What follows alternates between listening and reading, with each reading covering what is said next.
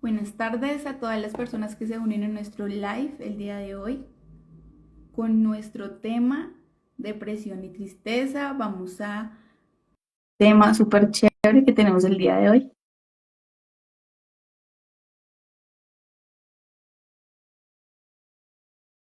Bienvenidos, bienvenidos. Hola Diana, bienvenida.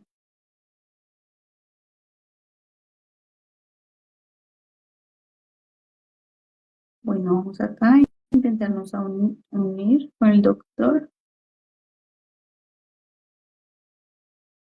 Buenas tardes, bienvenida Astrid. Bienvenida Ofelia, bienvenidos a nuestra transmisión del día de hoy con el tema depresión y tristeza. Bueno, vamos acá a tratar.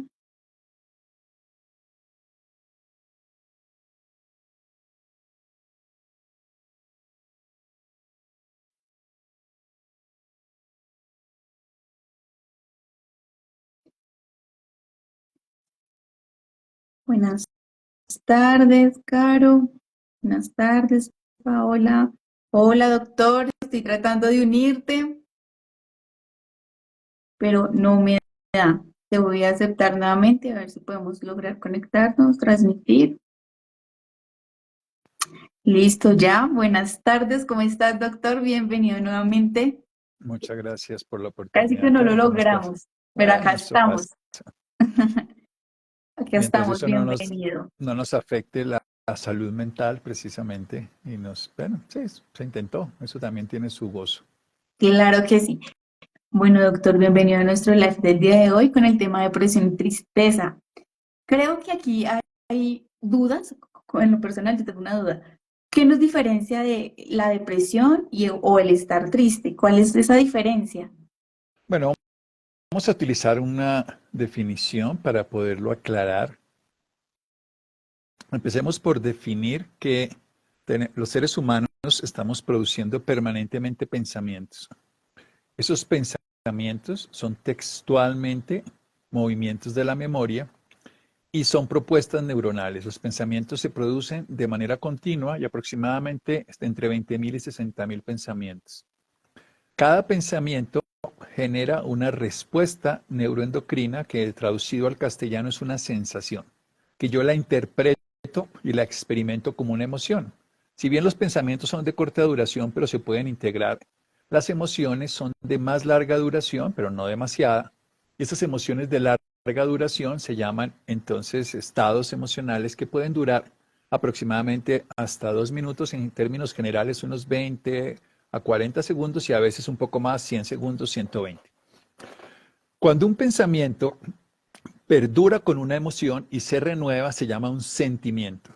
Y un sentimiento es un pensamiento cargado de emoción y los sentimientos son más perdurables. Voy a explicarlo de una manera. Por ejemplo, tengo un pensamiento de, ay, qué bueno volver a verte. Entonces genero una emoción placentera en mi sensación y esa emoción la voy hablando contigo y me voy sintiendo más cómodo, me siento más a gusto y tengo un sentimiento de bienestar perdurable.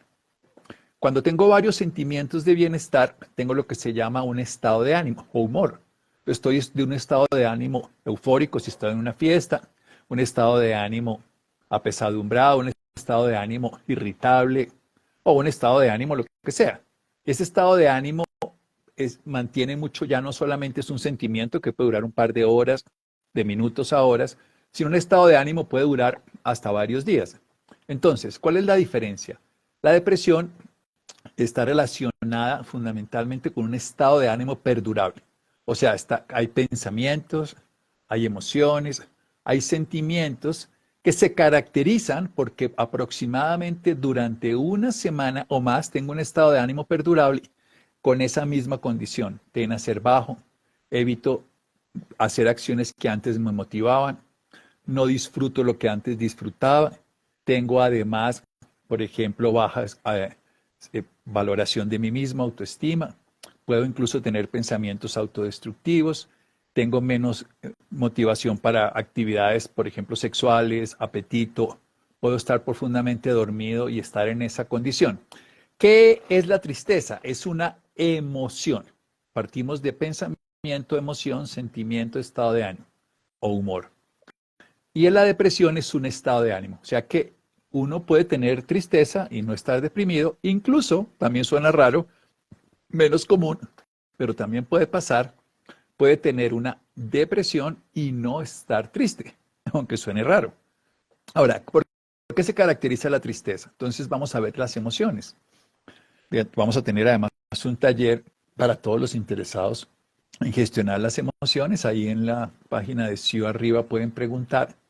Y vamos a trabajar durante un día, todo un día, comprendiendo las emociones. Voy a hablar muy corto ahorita, pero comprender las emociones es clave en la vida porque las emociones son las que generan los sentimientos, que son las que nos mueven en la vida. Es el motor. Así como en el cuerpo la pila está en la tiroides, así como en la célula la pila está en la mitocondria, la pila que nos mueve en la vida son las emociones. Y gestionarlas nos da energía o nos la quita. Entonces, las emociones básicamente son movimientos de la conciencia, son impulsos para actuar. La palabra emoción significa energía, motion, movimiento, energía en movimiento. O sea, si tú tienes una emoción de asco, por ejemplo, ¿qué haces? Perdón, estornudo, Salud. que no te dé, que no te dé aversión. Si yo tengo una emoción de asco, inmediatamente lo que voy a hacer es, uy, tomo distancia, ¿cierto? Si algo me da aversión, uy, no me gustó eso, uy, eso sabe horrible. La emoción hace que yo tenga un movimiento corporal y un movimiento en todo el sentido de rechazo. Si tengo, por ejemplo, temor, toda la energía la tengo en mi cuerpo y entonces me protejo. Si tengo además, por ejemplo, alegría, pasa lo contrario, es una emoción donde, hey, yo quiero que todos estén conmigo. Fíjate que tú estás alegre y tú no dices, tengo una alegría panante. Estoy eufórico, bravo, bravo. ¡Hey! Estoy muy emocionado, ¡hey! Que me gustó, si viste tal. Esa es alegría. Y nadie dice, oye, ¿cómo estoy de triste? Mira mi tristeza. No, cuando alguien está triste, es una emoción que lo lleva totalmente hacia el interior. Dice, realmente esto es una emoción que te lleva al interior. La rabia es un impulso para actuar, ya sea para huir o para luchar, generalmente para ir hacia adelante, hacia el asco para atrás. Entonces, todas las emociones nos producen, y hay una emoción que es la que más me gusta a mí de todas, que es la que más trabajo y la que más hay que aprender, que se llama la sorpresa. La sorpresa es una emoción que dice, uy, ¿qué es esto? Entonces puedo aprender, puedo cambiar. Cuando me sorprendo, quito el cerebro predictivo, porque el cerebro está haciendo predicciones basado en los pensamientos, generando emociones. Es una forma muy biológica de verlo, pero muy práctica, porque uno puede aprender a hacerlo. Entonces, ¿cuál es la emoción de la tristeza? Es una emoción que me hace ir al interior y me hace ver lo que cae en el interior. Pero supongamos que en mi interior estaba una ilusión. Estaba la ilusión de que Colombia quedara campeón en la Copa América. Estaba la ilusión de que me llamara la persona que yo quiero que me llame. La ilusión de que me saliera alguna cheque, algún nombramiento, alguna cosa, y no salió. Entonces yo voy al interior y en lugar de encontrar lo que esperaba, encuentro lo que no tengo. Entonces encuentro un vacío y se siente no tan agradable. La depresión es un estado de ánimo, vamos a hablar después de ella, pero la tristeza es una emoción de corta duración. Me siento un poco triste. Ay, sí, pero imagínate que me volvió a llamar la persona. Ah, no, qué bien. No, no, que un error y que sí tal cosa. Ah, se me acaba esa tristeza. Esas gotas de depresión, bueno, sirven precisamente para mantener un estado de ánimo más alto y poder afrontar las vicisitudes de la vida y acompañar los procesos. Ahora vamos a hablar de la depresión y ahí vamos a utilizarlas. Hay que entender la depresión de una manera muy completa y espero que lo pueda hacer.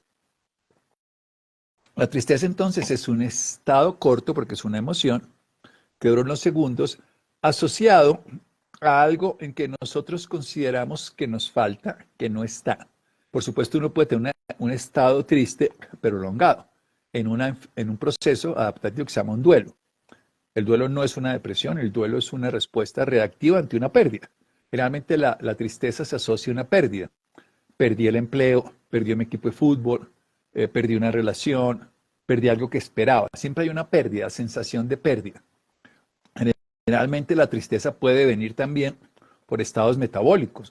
Uno puede, por ejemplo, embriagarse, al aumentar una cosa que se llama ácido acético y acetaldehído, se llama guayabo en Colombia, resaca, y amanecer y uno se siente triste. Y no siente nada raro, está triste. Y le dan ganas hasta... O uno puede tener muchas reminiscencias y acordarse de cosas del pasado y empezar a llorar y es tristeza. ¿Qué emoción genera dolor del nervio ciático? A mí me encanta que nos preguntan cosas totalmente distintas de las que estamos hablando, pero a mí me gusta igual contestar. Yo no le veo ningún misterio. Tengo la ventaja de que me puedo salir del tema y volver a la carretera sin ningún problema. Bueno, generalmente es una parálisis del movimiento. Necesitamos avanzar a algún lugar. Cada órgano del cuerpo tiene una función. Entonces el nervio no es el más largo porque lo es el vago, pero es un nervio motor muy importante y tiene que ver con la capacidad de movimiento, que podamos desplazarnos, que podamos alcanzar, avanzar. Y generalmente hay una condición en la que no nos sentimos o capaces o nos incapacita el entorno para podernos desplazar. También hay dos tipos de ciática, también hay que decirlo. Hay una que mejora con el movimiento, que generalmente es inflamatoria, y hay una que ya es más degenerativa, que mejora con el reposo. Entonces, pero la gran mayoría son eso que acabo de decir. Pero volviendo a nuestro proceso de la tristeza, pues yo en la tristeza siento que las cosas no están saliendo como yo espero y eso siento. Y la tristeza que, ahora, aquí lo voy a poner en castellano, todo lo que nos ocurre en el cuerpo tiene un propósito. ¿Cuál es el propósito de la tristeza? Que tú vayas a tu interior, como de tu alegría, que tú te conectes con el exterior, como de tu rabia, que tú tengas fuerza para ir hacia adelante, como de la aversión, que tú tengas la capacidad de tomar distancia. Por ejemplo, una mujer embarazada le dan náuseas en el embarazo para que no le llegue ningún veneno a su bebé. Entonces eso tiene una función, cada cosa en la biología.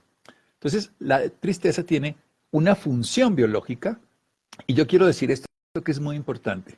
La tristeza no es una sensación triste, es una sensación de que algo me falta porque perdí algo que tenía o que esperaría tener.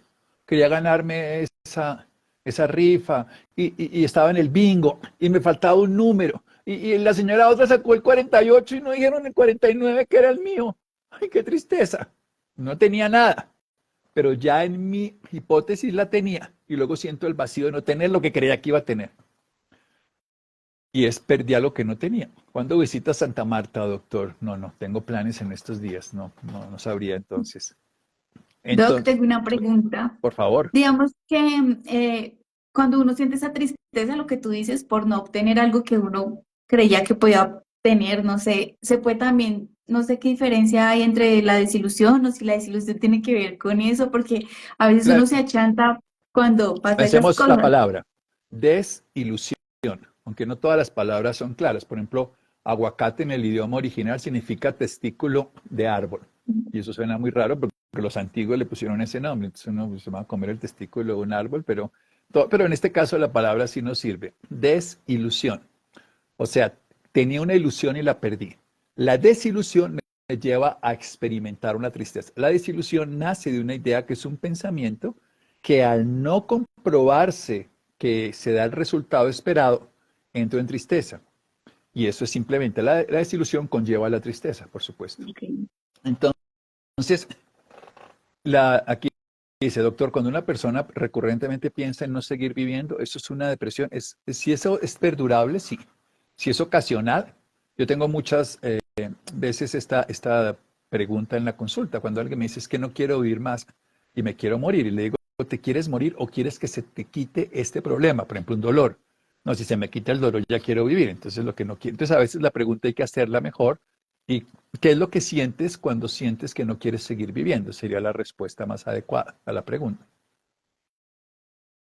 Doctor, mamá ya está mejor, ya está en casa, gracias. Ay, qué bonito. Mira, me están contestando por aquí cosas. Nos preguntan, cuando la tristeza se convierte en depresión, ¿después de cuánto tiempo? Cuando uno lleva más de una semana con un estado de ánimo, recordemos que es pensamiento, emoción, sentimiento, estado de ánimo, perdurable por más de una semana continua, donde los parámetros, hablamos de 5 parámetros generalmente, líbido, apetito, motivación, disfrute, incluso tristeza, llanto, hablamos de depresión. Hay básicamente 6 tipos de depresión, no les voy a aburrir, no les voy a dar los biotipos de la depresión y todo, pero hay depresiones que son, digamos, hay un porcentaje pequeño de la depresión que tiene un componente genético muy alto, y esa depresión es mucho más compleja, son síndromes familiares donde les falta ciertos neurotransmisores. Hoy sabemos, y esto es muy importante, lo que voy a decir antes de decir cosas muy complicadas, que un 30% de las personas no responden en absoluto a los psicofármacos y hay un 60% que responden solo parcialmente. Y hay más o menos un 30% que sí responden. O sea que uno no puede resumir a la depresión por falta de neurotransmisores, que es donde actúan, sobre todo la serotonina, el GABA, la noradrenalina, esos nombres ahora no importa. Sino tiene que entender que la depresión es el resultado, y ahora voy a entrar por ahí, que mira, te voy a decir, hice todo un live de emociones de la endometriosis, está en Americana de Colchones, Americana de Col, puedes entrar y leer, hice todo, unos 40 minutos hablando de la endometriosis y la sensación de nido, y eso lo expliqué bien, quiero que lo busques ahí en Americana de Col en Instagram, y vas a encontrar de endometriosis, quiero que lo oigas completo, porque ahí te puedo contestar eso. Pero volviendo al tema, la depresión tiene un propósito también. Y ustedes dirán, pero a ver, ¿cómo así que la depresión? Sí, claro, todo en la biología tiene un propósito, lo que pasa es que no siempre se usa para lo que es. A mí me gusta explicarlo con un ejemplo que es muy visual, aunque a veces parece sin sentido. Nosotros tenemos en todos los edificios del mundo, incluso en mi consultorio, en todos lados, tenemos un extintor de incendios. El extintor de incendios es muy útil cuando hay un incendio, pero lo que no tiene sentido es que yo abra el extintor o la manguera y empiece a rociar para todos lados. El extintor no es malo, pero está usado en el momento que no corresponde y puede hacer un desastre. La gente se resbala, ensucia a todos, inunda los lugares y termina siendo un problema. Bien, la depresión tiene un propósito. Biológicamente la depresión es un estado de hibernación. O sea, nosotros estamos preparados para entrar en hibernación, pero no tenemos una hibernación como un oso, como un lirón, como todos, una cantidad de animales que viven en las zonas de los polos que pueden tener hibernaciones de varios meses o de algunas semanas, depende del animal. Nosotros tenemos un periodo de hibernación corto, de unas horas. Pero cuando ese estado de hibernación que nos prepara para la reparación, un estado que se llama un tono parasimpático, que está biológicamente determinado, se queda estancado. Y cuando hay un pequeño estado de nuestro cerebro, nosotros tenemos una zona en nuestro cerebro que se llama el tallo cerebral, que tiene unas funciones automáticas, está el puente, la protuberancia, la médula, todas esas áreas son primitivas de nuestro cerebro y están hechos para la supervivencia. Y hay un área, que es más o menos un 10%, que está diseñada como un cerebro reptil. Si tú ves, los reptiles pueden durar varios días quietos. Los humanos no estamos así, pero los reptiles sí.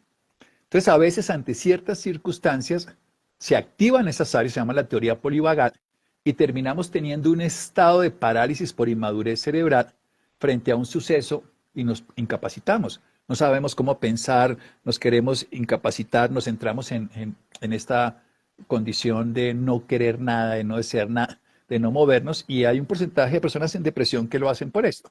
A otras personas que hacen depresión por fatiga, una sobrecarga de un momento caótico de estrés, de angustia, ansiedad, que terminan fatigando la capacidad de respuesta de neurotransmisores. No quiero complicarlos mucho. Hay una que tiene que ver cognitiva. No puedo comprender el proceso de la vida, este que hablé del genético. Y hay otra que tiene que ver con un estado muy característico hoy en día, que es autoinmune, relacionado con una permeabilidad intestinal, porque la barrera del estómago y la barrera de la cabeza, que se llama barrera hematoencefálica, y la barrera que tenemos en el tubo digestivo se abre por toxicidad, por alteraciones del metabolismo, y entonces empezamos a tener que eso pasa y el sistema inmune lo ataca y empieza a generar un estado reactivo que llamamos depresión. O sea que tenemos 6 niveles de depresiones distintas, no quiero entrar mucho en eso, y lo que sí sabemos es que solo a un porcentaje pequeño, a un 30%, el solo medicamento le ayuda. Al otro 30% no le ayudan los medicamentos para nada y al otro solo le ayudan parcialmente. Entonces, un gran porcentaje de las personas tienen que entender que tienen que hacer cambios en el estilo de vida. Tenemos que hacer unos cambios funcionales. Ahora, la depresión es vamos a definirla ahora, es un estado de ánimo perdurable. A mí me gusta definirla de esta manera. Es una pérdida del sentido de la vida. Y entonces uno lo que hace es que toda su vida se torna muy monocromática, pero no monocromática de Barbie rosado, ni monocromático espiritual blanco luminoso, sino gris y negro, pues o sea, negro. Entonces uno se pone unas gafas y todo lo ve negro. Lo que es rojo lo ve negro, lo que es azul lo ve negro, lo que era bonito lo ve negro, en el sentido simbólico para que me entiendan, pero es perder el sentido de la vida. Eso es la depresión en últimas. Es un estado perdurable de ánimo bajo donde estamos perdiendo el sentido que le damos a la vida. Y todos le hemos dado un sentido a la vida y por eso las personas pueden entrar en una depresión después, no solo como una tristeza de unos días por una pérdida de un empleo, sino que si su sentido de la vida, yo recuerdo la experiencia de mi padre, que me enseñó mucho su historia. Él se destruye mi pueblo, el Armero, donde nosotros nacimos y papá tenía toda la vida invertido ahí, su economía, todo se perdió de la noche a la mañana. Y él entró en un estado depresivo profundo, porque todo lo que había construido durante toda su existencia se ha perdido, desvanecido una noche. Y salir de ahí fue todo un proceso terapéutico muy interesante. A mí me enseñó mucho ver lo que es una depresión reactiva que terminó siendo una depresión crónica. Tenemos que hacer hábitos saludables, Alicia Pineda. Eso es absolutamente claro. Los seres humanos no entendemos que textualmente lo que tenemos que hacer es utilizar el cuerpo de una manera corriente y adecuada. Corriente, para lo que está hecho, para movernos de día y dormir de noche. Ya les dije que la depresión alteraba el sueño. A veces no se duerme mucho y no se puede dormir o se duerme intervalos. A veces hay una cosa que es que el sueño REM, que es el sueño, se sueña demasiado y es caótico y la gente en depresión sueña a veces 3 veces más de lo que una persona normal y los sueños son horrorosos y uno no sabe cómo quitárselos de la cabeza y a veces aparece algo que es mucho más complejo y es que no se levantan. Entonces una persona depresiva se encama y dura 3 o 4 días en la cama, no abre la luz, no sale. Entonces, ¿qué es lo que le recomendamos a las personas deprimidas? ¿Qué es lo que sabemos que funciona tanto en la tristeza como en la depresión? Vamos a contarnos. Si quieres alguna pregunta antes de pasar a eso. Alguien Que- nos pregunta que si tenemos algún consejo para alguien que fácilmente se desanima porque las cosas no salen como se quiere. Uno siempre tiene muchas estrategias para abordar los temas. A mí la estrategia que más me parece sensata, sencilla y poderosa es hacer preguntas. Porque los seres humanos cuando hacemos preguntas descubrimos caminos distintos. Preguntas, ¿qué es lo que yo siento cuando me pasa esto? ¿Qué es lo que yo esperaba? ¿Por qué esperaba esto? ¿De dónde viene la idea que eso me va a hacer feliz? Hay una gran confusión en los seres humanos y hay un concepto de felicidad adquirible. Y ese es el error más grande según Oriente. Hay una cosa que a mí me encanta de la filosofía budista y lo voy a explicar ahora. Yo se lo enseño mucho al adulto mayor. Y esta es la manera en que yo abordo las tristezas y las depresiones del adulto mayor que pueden servir para esta persona. Nosotros en Occidente tenemos la idea de que la felicidad es algo alcanzable. Si gana el equipo, seré feliz. Si consigo esto, seré feliz. Si me caso, si me gradúo. Pero siempre nos damos cuenta que es una confusión. En realidad no alcanzamos felicidad, sino alcanzamos placer, que es un estado transitorio. Si yo, por ejemplo, me pongo en la cama, esta noche estaré feliz. Pero mañana a las 10 de la mañana, si sigo en la cama, ya no estaré feliz. Si me meto a una bañera, estaré feliz. Pero después de estar 40, 50 minutos en la bañera caliente, no estaré tan feliz. Porque lo que confundo felicidad con la idea que tengo de felicidad. Los orientales dicen, y esta es una frase muy simple, que nosotros tenemos felicidad cuando no hay sufrimiento y tenemos sufrimiento cuando no hay felicidad. Lo ponen muy simple. Entonces, en Occidente, creemos que tener algo nos dará felicidad. Y en realidad nunca nos la da, solo nos da placer transitorio. Pero en Oriente le dicen a uno una cosa que es muy valiosa para esta respuesta. Y es, no tener algo es lo que más felicidad nos da. Porque nos da un placer que es más perdurable. Vamos a poner un ejemplo. Un adulto mayor se levanta por la mañana y dice, no me duele la espalda. No tengo dolor de espalda. No tengo que aguantarme a esa vieja chismosa. Cuando le decía yo una vez a un... Se quejaba todo el tiempo de la pareja. Entonces le digo, bueno, ¿qué le pone felicidad? No tener que aguantarme a esa vieja chismosa que no hacía sino no sé qué. Cuando uno empieza a darse cuenta que los no tiene pueden ser muy placenteros y como no tiene que pasar nada, empieza a descubrir que la felicidad emerge. Y es un método oriental súper poderoso. No tener, o sea, cuántos no tengo me dan placer y como no necesito tenerlos, me empiezan a despertar y emerger la felicidad, porque la felicidad es algo que está dentro del ser y se experimenta de una vez. Hola, tengo lupus y me deprimo mucho cuando pierdo el trabajo, me siento inútil. Yo quisiera llegar a algo que es importante y es utilizar el término correcto. Te pones triste, es mejor decir, y además a mí me gusta que la gente no se identifique con su diagnóstico de manera absoluta. Es mucho mejor decir, yo tengo episodios de tristeza perdurable o yo tengo un diagnóstico de un médico que me dice que tengo depresión, a yo soy depresivo. Preséntate con tu nombre. Dime, hola, yo soy. Dime. Hola, yo soy Karen. Eso. Y tú me dirías, hola, yo soy depresivo. ¿Tú te presentarías de esa manera? Hola, No, yo soy un miserable. Hola, mi vida es... No, pero si yo me identifico con eso, yo voy a... Mi nombre es eso, mi vida es eso, y siempre seré Karen, siempre seré depresivo. En cambio, tú me dices, yo soy Karen y yo tengo una camisa verde y yo tengo, como si estuviera aprendiendo un idioma que enseñan así, y yo tengo un diagnóstico de esto, pero eso no hace que yo todo el tiempo esté destruido por esto. Si yo puedo desidentificarme, eso no quiere decir negarlo, que es distinto, decir no tengo nada, ni, sino por ejemplo, yo tengo un diagnóstico de alcoholismo, dice alguien, y sé que no puedo consumir nada de alcohol porque entro en en esa adicción que no puedo parar. Pero es tener, yo tengo, una cosa es yo soy, quiero explicar la diferencia, yo soy y yo tengo.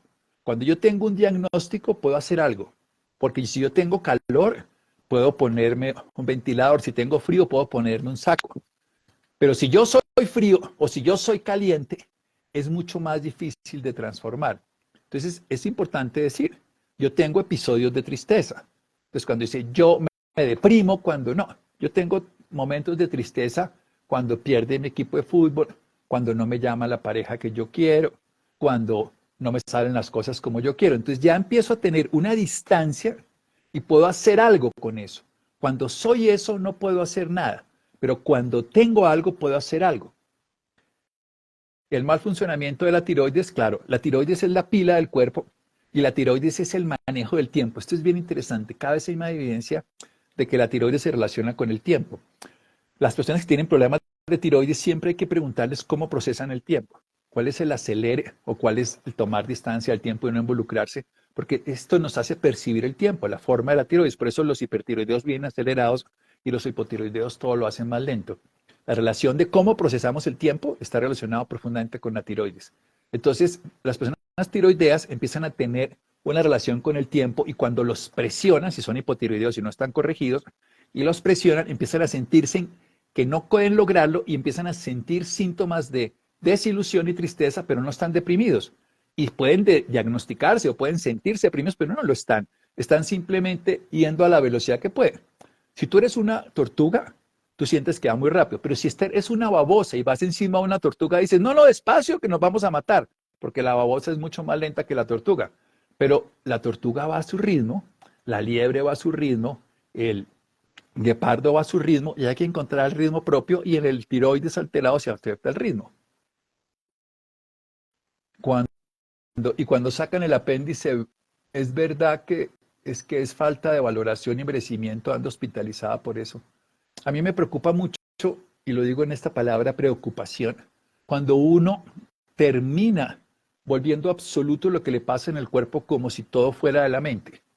O sea, la mente influye en el cuerpo y el cuerpo influye en la mente, pero no determina y no es obligatorio. Cuando uno habla de relación psicosomática, es una relación. Tu pareja influye en ti, pero no determina cómo te sientas. Y el cuerpo y la mente se interrelacionan, pero no son absolutos. Entonces, si a uno le puede dar una apendicitis porque se le tapó, se lo obstruyó, porque tuvo un accidente, a veces pasa una cirugía previa, hace un plastrón, muchas cosas. Entonces, ser absoluto con blanco o negro, eso es un error. Como pensar que la depresión es mala, la depresión es un estado de hibernación que es perdurable, no es saludable, por cortos periodos es reparador. Las cosas a veces por un tiempo son saludables, por otro tiempo no lo son. En biología todo es así. La inflamación aguda nos salva la vida, la crónica nos enferma. El respirar nos da la vida, pero el exceso de respiraciones nos hace tener más radicales libres que nos empieza a enfermar.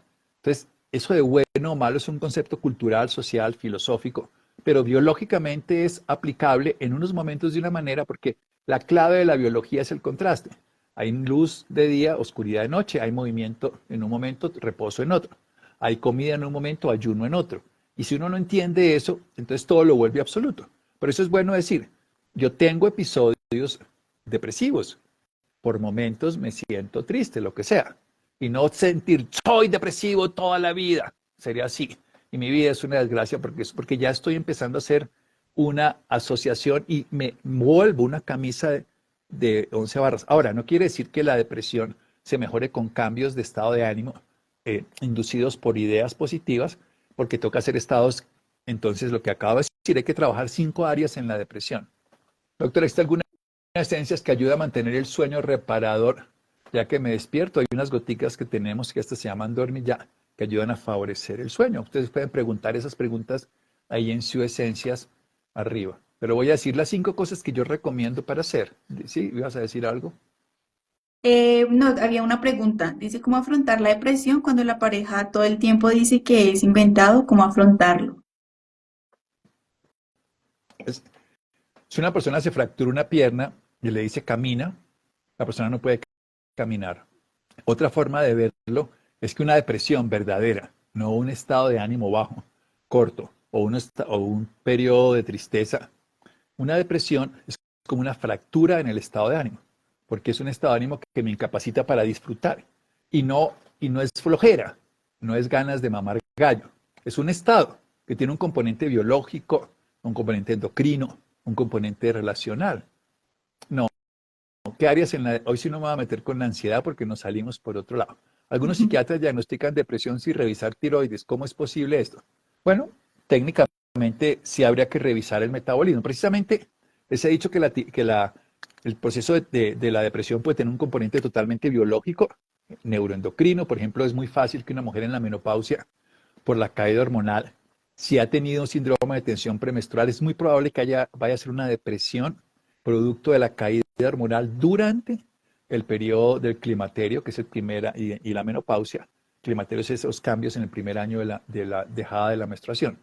Entonces, esos son cambios biológicos que no se corrigen con psicofármacos. Precisamente a esos pacientes no les sirven los psicofármacos. Es más, a muchos de esos pacientes que tienen daños metabólicos, los psicofármacos les hacen más daño. Por eso tiene que ser un diagnóstico integral. Hoy hay cada vez, por lo menos conozco unos 20 psiquiatras funcionales que saben lo de la nutrición, lo del ejercicio, lo del sol, lo del sueño, la cronobiología, y están entendiendo la depresión como un proceso adaptativo, desadaptativo, mala adaptación, que termina siendo y viéndolo integralmente. Pero hay pacientes a los que sí realmente les falta un neurotransmisor, tiene una alteración, hay una patología, por ejemplo, que se llama la enfermedad bipolar, que tiene un alto componente metabólico, pero que también tiene un daño en unas secreciones neuroendocrinas y una alteración que requiere unos fármacos. Mi androcólogo me dijo que mi alteración de prolactina y tiroides no tenía nada que ver con mi estado de ánimo. En eso no quiero entrar en una discusión con algo que no conozco de fondo, pero es muy probable que el estado de ánimo sí altere profundamente la tiroides. Hoy sabemos, por ejemplo, que un porcentaje muy alto de hipotiroidismos de Hashimoto o de hipertiroidismos ocurren en el lapso de tiempo después de una pérdida de vida en aislamiento, y esto es ciencia. Entonces, no relacionar los órganos con lo que sentimos, esto lo decía en la medicina tradicional china. Hablan, por ejemplo, de cómo la irritabilidad, la cólera afecta al hígado, cómo la sobrepensada del páncreas y el vaso. Y esto hoy cada vez nos damos cuenta que somos seres integrales y nos deben atender integralmente. ¿Cómo lograr la autenticidad? Bueno, técnicamente vamos a explicar, voy a decirlo porque si no, no va a poder decir estas 5 cosas que son súper sencillas. Si uno está depresivo, tiene que entender cómo se producen los neurotransmisores que uno tiene. Y los neurotransmisores se producen, el 80-90% se producen a través de un neurotransmisor, perdón, un aminoácido que se llama el triptófano, que viene en la dieta, pero se produce a través de la microbiota intestinal. Entonces, lo primero que uno tiene que hacer, si está deprimido, es cambiar su alimentación, dejar de comer paquetes, gaseosas, dulces, comida chatarra, beber alcohol, fumar, todo eso que generalmente se vuelve un círculo vicioso, sabemos que disminuye la posibilidad de tener neurotransmisores propios. Es como si uno está pobre y gasta lo que no tiene, pues va a tener menos dinero siempre. Entonces, primera cosa que uno tiene que hacer, empezar a comer comida real, comida que los abuelitos conocen, comida de la naturaleza, y sobre todo variada. Hoy sabemos que debe comer muchos tipos de comida diferente. No estoy hablando de ser vegano, vegetariano, carnívoro. No quiero entrar en detalles muy particulares, pero sí de la mayoría de alimentos posibles y a lo largo del día y comida no ultraprocesada, no edulcorada, no refritada, sino comida real. Entre mejor, y hoy la gente me dice es que no me da hambre, ¿sí? Pero si vas a comer, que esa, dice no me da hambre, pero me como entonces un paquete de chocolates todo el tiempo, o me como unas papas, o me como, no, si no tienes hambre, no comas. Cuando tengas hambre, que es una cosa funcional, come comida real, come huevos, come verduras, come frutas, ojalá de bajo índice glicémico, come vegetales, lo que sea, come grasa sana, como los frutos secos, no los edulcorados. Segundo, igual de importante estas 5 cosas. Segundo, igual de importante. Segundo, ejercicio físico es muy, muy, muy importante. Hoy sabemos que el ejercicio físico activa una cosa que es muy importante, que es el movimiento muscular. Los músculos activan el BNF, que es un factor de crecimiento neural, y es un gran antiinflamatorio, y la depresión es un estado inflamatorio crónico. Entonces hoy sabemos que el ejercicio físico, todos los días, aunque no nos guste, aunque no nos motive, aunque nos dé pereza, aunque nos deje artera, aunque nos parezca que no vale la pena, entonces comer comida real y ponerse a hacer ejercicio físico, conseguirse un entrenador, meterse a un grupo. Hay miles de grupos hoy en las redes, hay miles de influencers que te hacen hacer ejercicio. Hazlo a tu medida, no un día y los demás no, sino todos los días ejercicio físico y los 4 tipos de ejercicio físico que hay. Ejercicio de fuerza, ejercicio de resistencia, ejercicio de equilibrio, ejercicio de elasticidad. Todos esos ejercicios son muy importantes de flexibilidad. Tercera cosa, haz contrastes de luz y de oscuridad. Esto es súper importante. Los 5 son igual de importantes. No le voy a dar eh, una, una prioridad. Los 5. Esto, además de que vayas a ir donde un terapeuta adecuado, a que puedas incluso recibir fármacos si lo necesitas. Pero estas 5 cosas son igual de importantes todas.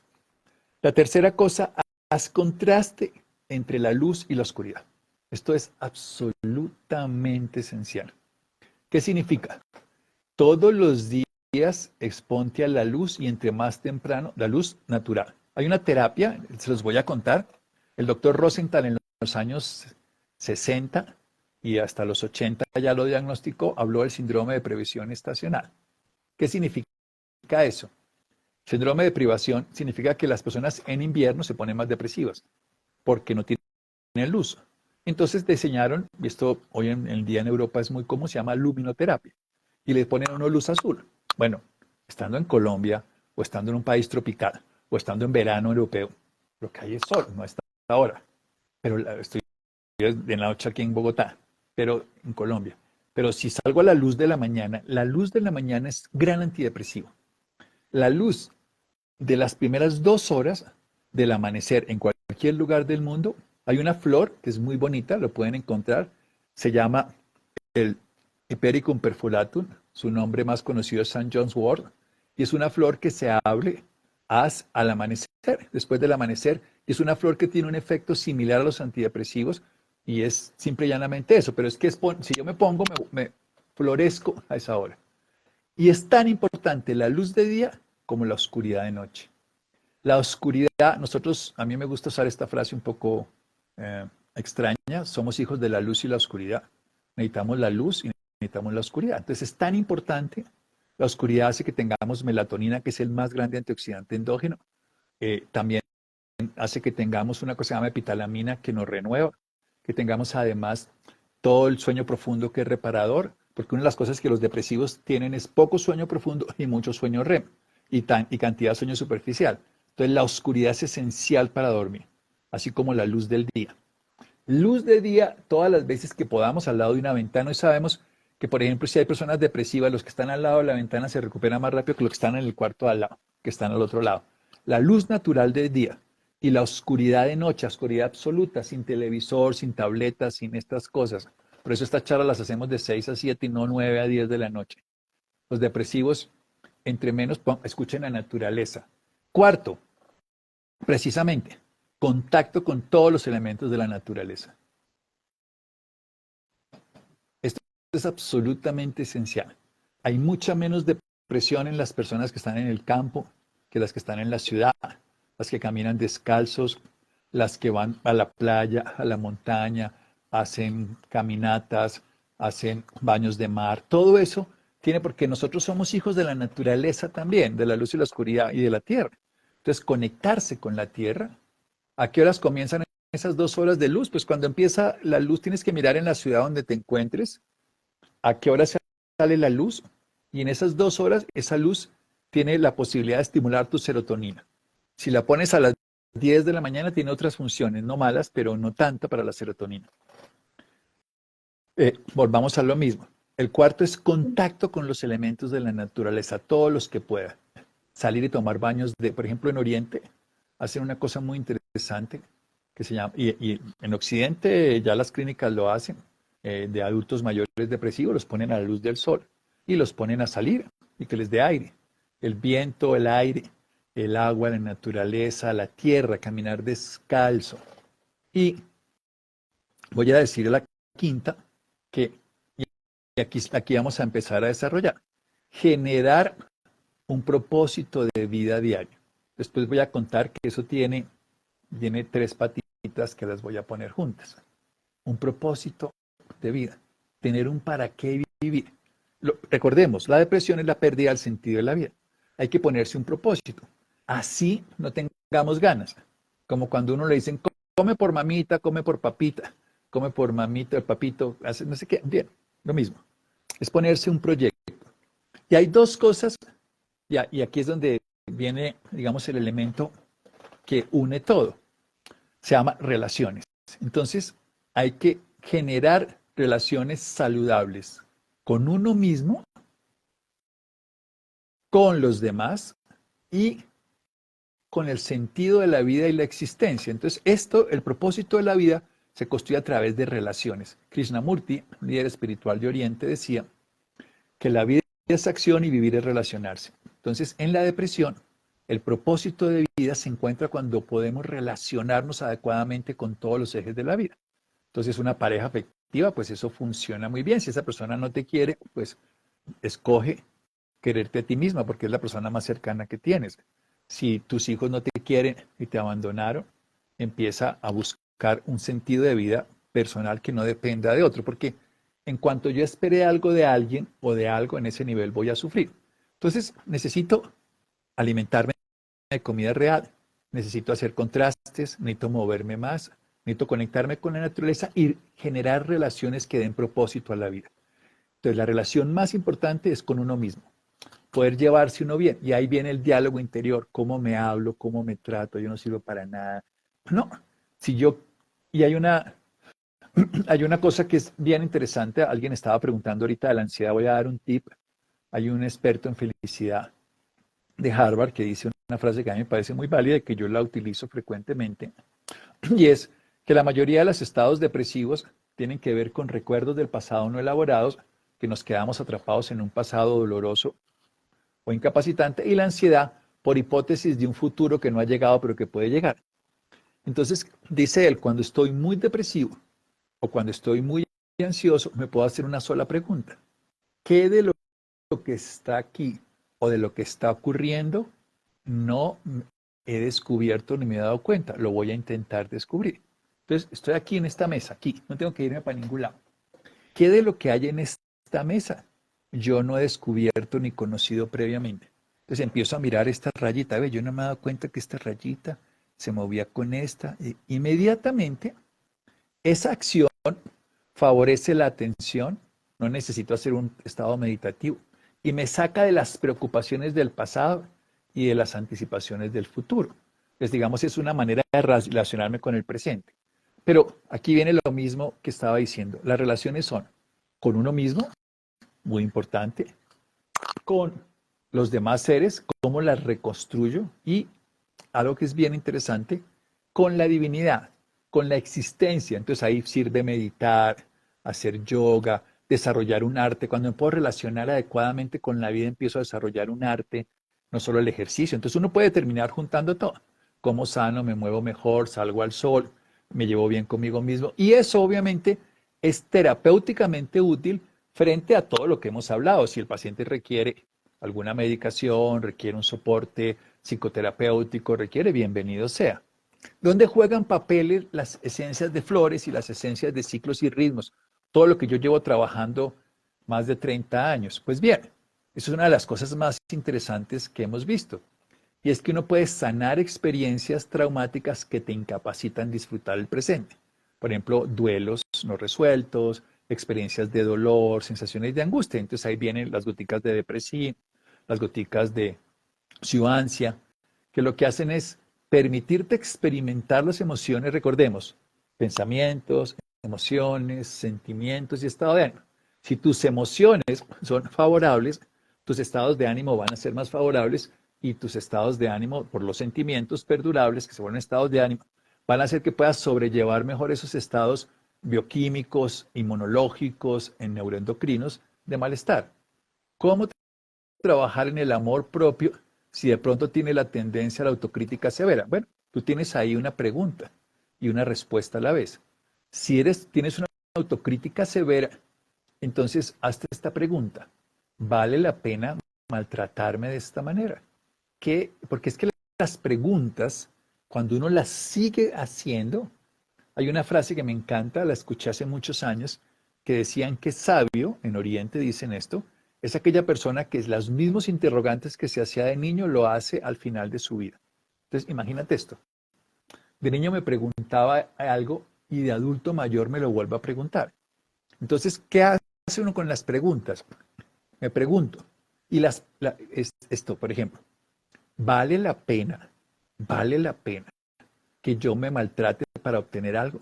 ¿Qué beneficios he tenido de esto? ¿Qué he aprendido de esta manera? ¿Será que lo puedo hacer diferente?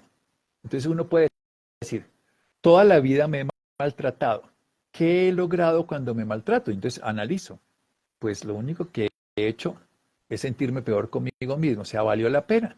Entonces ahí es donde uno se pregunta, si esto no funcionó, ¿puedo hacer algo distinto? Y esas preguntas me llevan a generar búsquedas distintas, búsquedas profesionales, búsquedas internas. A mí me gustan las preguntas cuando me doy tiempo para escuchar mi propia respuesta. En el sentido, me pregunto, bien, yo toda la vida me he dicho que no sirvo para nada, pero voy a preguntar, ¿realmente no sirvo para nada? ¿Realmente ha valido la pena que me diga esto? Bien, no ha valido la pena, entonces podría hacerlo distinto.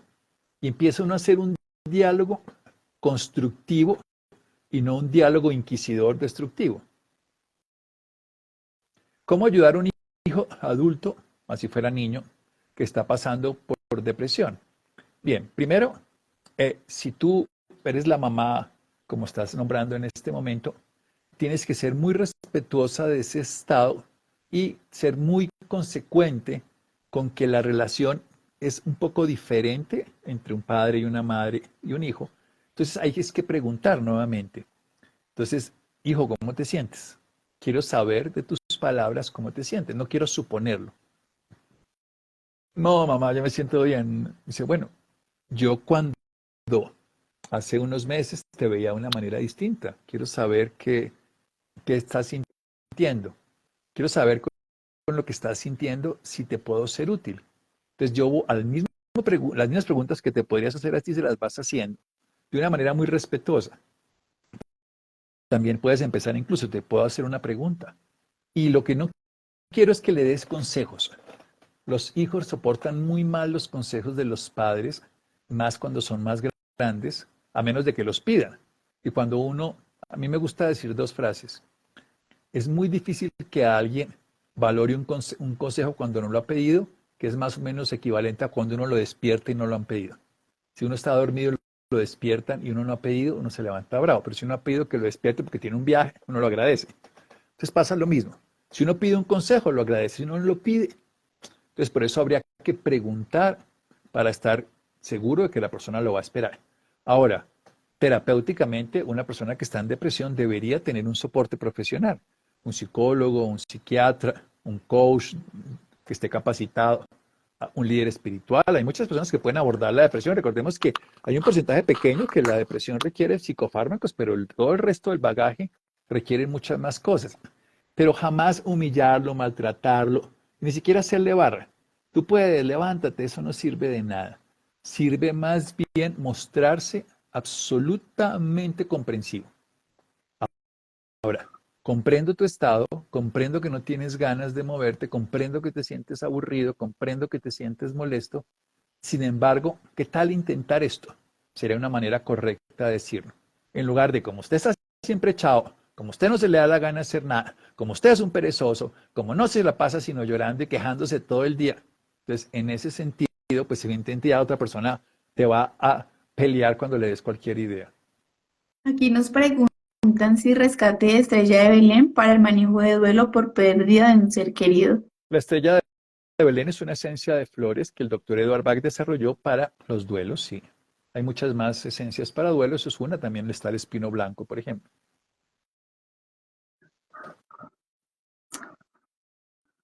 Acá también nos preguntan, mi problema es que la soledad me afecta mucho.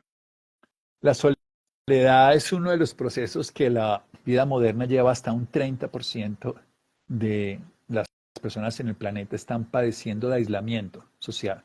Y hay que buscar redes, no redes sociales en el sentido, pero redes donde realmente tengas personas. Generalmente que te puedas comunicar con alguien y puedas buscar. Hay grupos. Las redes pueden servir siempre y cuando sean grupos realmente de conexión. No importa tener 30.000 seguidores o 500.000, lo que sea, mientras no haya contactos directos. Eso es muy importante. Y la forma más importante de sanar la soledad, puedes suplirla transitoriamente con un perro, con un gato, con una red, pero la forma de sanar es hacerte amigo de la persona con la que vives, que eres tú misma, tú mismo. Empiézate a ser amigo, empieza a generar un diálogo interior adecuado, comunícate de una manera amable. Buenos días, Santiago, cuando te despiertes. Vamos a... Fíjate esta película de Náufrago, que es simbólica, pero habla de Wilson cuando le hablaba a la pelota de, a la pelota creo que era de voleibol. Pero técnicamente es poderte hablar.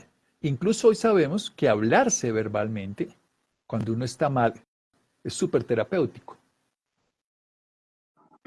Bueno, acá nos pregunta qué esencias de ciclos y ritmos para la depresión. Tenemos muchas.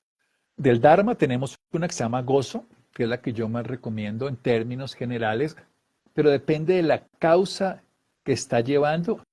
Todos los ejes puente, que llamamos así, eje puente, casi que los 12 ejes puente sí pueden llegar a servir. Ya podríamos dar, por ejemplo, si uno lo que tiene es falta de disfrute, un eje puente escorpión Tauro es muy bueno para volver a disfrutar si no hay disfrute.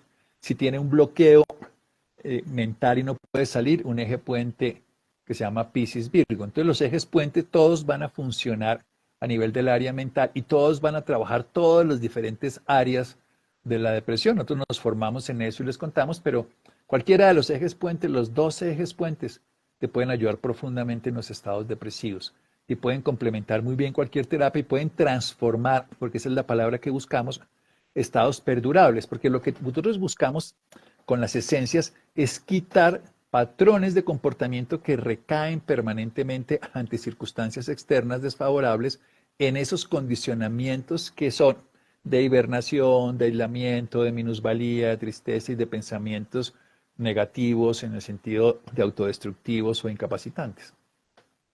Aquí nos preguntan si tener un perrito puede ayudar en la depresión o puede empeorar. Yo creo que cualquier animal de compañía es un buen elemento para motivarse. Y los animales tienen grandes ventajas, es que entregan no solamente su presencia. Hoy sabemos, por ejemplo, que hay animales adiestrados para eso y acompañan a personas en depresión y se ve su resultado. Si el animal genera una relación contigo cercana y tú puedes generar un vínculo, con toda seguridad es un buen elemento de compañía en un paciente con un síndrome depresivo, con un estado depresivo, con una depresión mayor ya como diagnóstico. También nos preguntan si un duelo de 22 años regresa con los mismos sentimientos. Un duelo de 22 años, es la pregunta. Dice, ¿puede un duelo de 22 años regresar los mismos sentimientos, con los mismos sentimientos?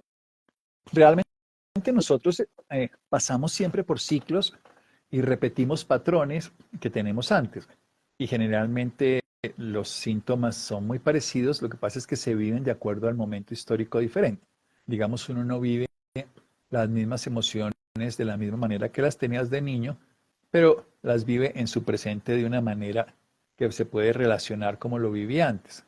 Lo que hacen las esencias, alguien preguntaba, es básicamente trabajan desde el lado de la física, pero estimulan lo que son desde nuestra perspectiva, poder ver desde otra realidad, salirse de eso que nosotros llamaríamos en este caso incapacidad, para poderlo ver de otro lugar, y eso moviliza neurotransmisores.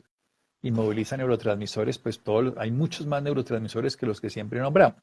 La serotonina, la dopamina, por ejemplo, también está la histamina, hay más de 30 neurotransmisores y muchos de esos se movilizan a través del ejercicio físico, de la meditación y por supuesto las esencias funcionan en ese mismo lugar. Una de las cosas interesantes, por ejemplo, es que personas que hacen este tipo de prácticas activan una zona que se llama la corteza singular anterior, que crece y eso hace que tengamos más resiliencia. Una de las cosas que más logra la terapia floral, y se ha visto por los años de terapeutas y de muchos casos, es que logran que tengas más resiliencia, o sea, que tengas más capacidad de adaptarte ante las condiciones adversas y salir fortalecido. Y eso biológicamente es porque se hace más actividad neuronal sobre la zona de la corteza singular anterior específicamente, digamos, una respuesta terapéutica. Para las personas que están preguntando cómo agendar una cita, nos pueden dejar un mensajito acá en Ciudad Esencias y ahí les damos toda la información acerca de las citas con el doctor Santiago. Aquí dice, mi hermana perdió a su hija hace 12 años, era una niña de 12 años al morir, no quiere tocar el tema ni terapia. ¿Cómo la ayudo?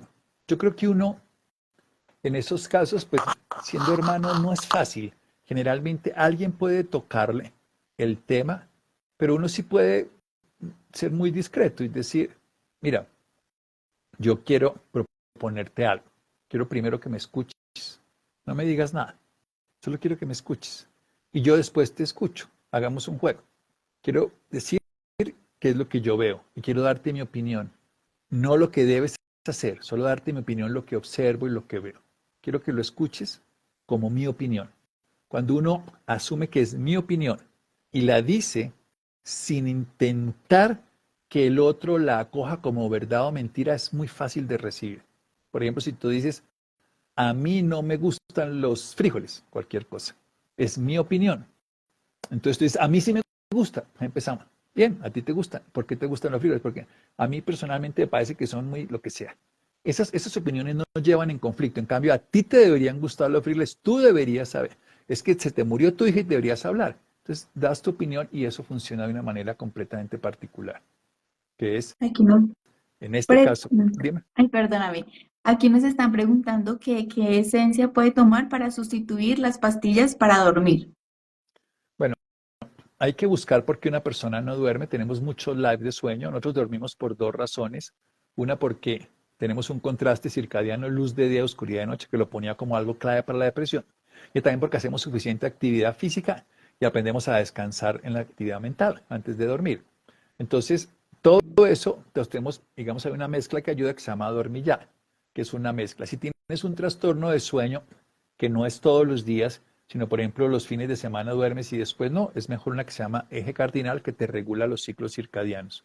O dormillar, que es como para ayudar a tranquilizar la mente para dormir, o el eje cardinal que sigue para los cambios de ciclo, personas que duermen unos días sí, unos días no y se alteran, sobre todo cuando hacen cambios de lugar, de ciudad o los horarios laborales, eso les sirve más eje cardinal que le regula el ciclo circadiano.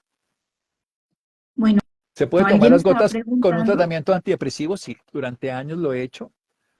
Tengo pacientes que durante años han tomado antidepresivos, tomamos las goticas y después de un tiempo, de una manera muy profesional, muy acompañada, cambiando hábitos de vida, se ha logrado quitar. Tengo pacientes con enfermedad bipolar y con muchos otros que después de un tratamiento completo, con un tiempo de terapia, cambios en hábitos de vida, se puede retirar lo otro, ¿no? El tratamiento, pero no quitarlos, no para cambiarlos, sino inicialmente integrarlos y en una medida que el paciente mejora esto que hablamos de las perspectivas de estado de ánimo, ahí sí se puede lograr. Bueno, alguien preguntó que si el live queda grabado. Sí, todos nuestros lives quedan grabados y los pueden encontrar en nuestro perfil de Cibesencias o en el canal de YouTube del doctor Santiago Rojas P. Así lo pueden encontrar. Y hay algo que es muy importante decir, no se rotulen, no importa, es que es como si alguien dijera, mire, yo soy cáncer de páncreas. Cuando uno se identifica con algo es muy difícil de salir. Fíjate que nos identificamos como colombianos y pierde la selección y sufrimos. Nos identificamos como un culto, un partido político, yo soy de derecha, de izquierda. Entonces lo que pasa, lo que menos el ser humano debe hacer es quedarse matriculado en algo absoluto, porque inmediatamente va a sufrir todo lo que le pase a eso que ni siquiera le corresponde. Entonces ya creo que la única matrícula que tenemos son dos palabras. La única matrícula en la existencia humana es ser, que es lo existencial y espiritual, y humano, que es lo biológico. Somos seres humanos. Estamos matriculados con eso, con el ser, que es la existencia, que es para toda la existencia, y humano, que es a la condición de la especie humana. Entonces estamos matriculados como humanos, hombres, mujeres, como lo queramos ver hoy en todas las divisiones que hay, y seres como existenciales. Si somos eso y nos sentimos seres humanos, dejamos de estar matriculados. Sí, pues tengo una nacionalidad colombiana, tengo una profesión de médico, me dedico a hacer esto de día, pero cuando me voy a dormir no importa si soy médico, soy colombiano, si soy hombre, porque hay que aprender todas las noches a tomar distancia de todos esos condicionamientos que nos ponemos, de todos esos diagnósticos, todas esas cosas, porque eso pesan mucho. Y es una cosa que se llama cosificación del yo, que hace que suframos mucho. Si quieren aprender más de emociones, pueden buscar aquí en Ciudad, tener un taller, dura un día y después durante varias semanas les voy mandando más información, van a aprender cómo procesar, cómo gestionar estas emociones, porque es muy importante aprender a utilizar un mecanismo. Todos aprendemos a utilizar un celular, el internet, las redes, el Instagram, pero no aprendemos a usar el instrumento que nos dio la biología, que nos lo prestó desde la naturaleza y que nos permite experimentar el ser en lo humano. Bueno, para todas las personas que nos preguntan acerca de las consultas y dónde pueden encontrar las esencias, incluso el taller de gestión a tus emociones, nos pueden dejar un mensajito aquí en Ciudad Esencias y les damos toda la información sobre esas dudas y preguntas que tienen acerca de eso. Bueno, ¿Qué doctor. gotas de esencia floral yo puedo tomar si tomo medicamentos opioides para el dolor? Las que a mí me gustan más, hay dos, una se llama dolor severo, que eso ayuda a los opioides endógenos, o compasión, que eso ayuda a procesar, porque de los efectos más analgésicos que tiene el cuerpo es la compasión. No es lástima, es la compasión.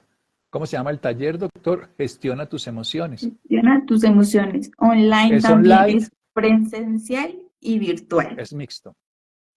Las esencias Ujú. las puedo encontrar en México, sí.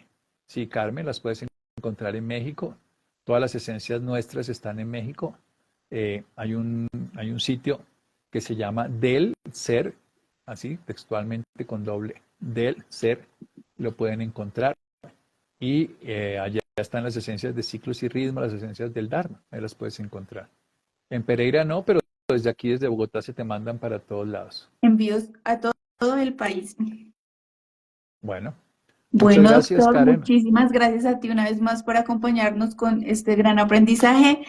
Nos vemos en el próximo live en un mes. Nos vemos nuevamente con un nuevo tema. Muchísimas gracias, doctor. Muchas gracias a todas las personas que se conectaron. Chao, chao. Que puedo tomar para un duelo mi esposo. Hay unas goticas específicas que se llaman duelo, con un H intermedia, así se llaman, y hay otras que se llaman eclipse. Hay 7 y 8, depende. La eclipse 7 es si es una muerte de un proceso acompañado, digamos, sabías que se iba a morir, estaba enfermo. Y el duelo y el eclipse 8 si es una muerte abrupta, como quien dice un accidente, un homicidio, una cosa así. Son diferentes los duelos en cuanto al impacto. Eclipse 7 sería acompañado sabiendo que va a ocurrir, o eclipse 8 cuando es súbito. Muchas gracias. Chao, chao. Bueno, gracias a todos. Chao, chao.